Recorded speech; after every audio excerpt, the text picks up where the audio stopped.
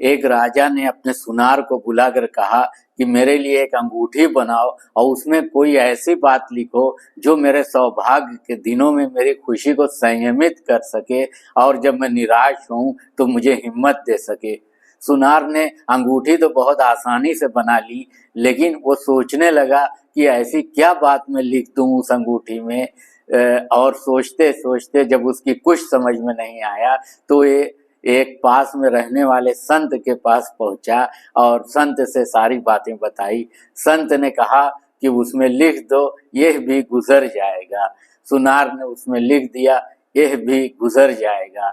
संत ने कहा कि जब राजा अपने विजय के दिनों में इसे देखेगा तो उसे घमंड नहीं होगा, और जब वो निराश होगा, उदास होगा और इसे देखेगा तो उसके अंदर आशा का संचार होगा, उसके अंदर हिम्मत आएगी। दोस्तों नमस्कार, मैं अरशद जमाल, मोटिवेशनल स्पीकर।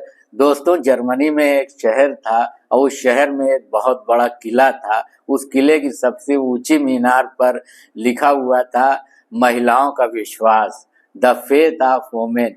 वो इसलिए लिखा हुआ था कि उस किले पर एक बार एक राजा ने आक्रमण किया और जब किले के अंदर सेना बिल्कुल परास्त हो गई तो राजा ने उसे आत्मसमर्पण करने के लिए कहा।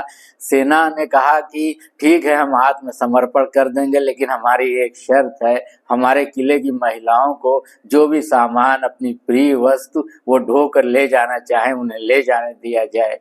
राजा ने ये शर्त मान ली और उत्सुकता से सारी सेना देखने लगी कि क्या महिलाएं ढोकर ले जाएंगी। और जब किले के बड़े से फाटक से महिलाएं कतार में निकलने लगी तो सभी के कंधों पर उनके पति, बेटे, बेटी, भाई, बहन थे।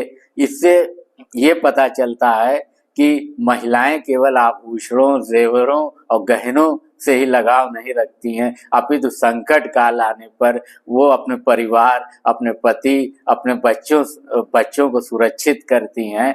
और इसीलिए जर्मनी के उस शहर के उस किले की सबसे ऊंची मीनार पर आज भी लिखा हुआ है, द फेथ ऑफ वुमेन, महिलाओं का विश्वास।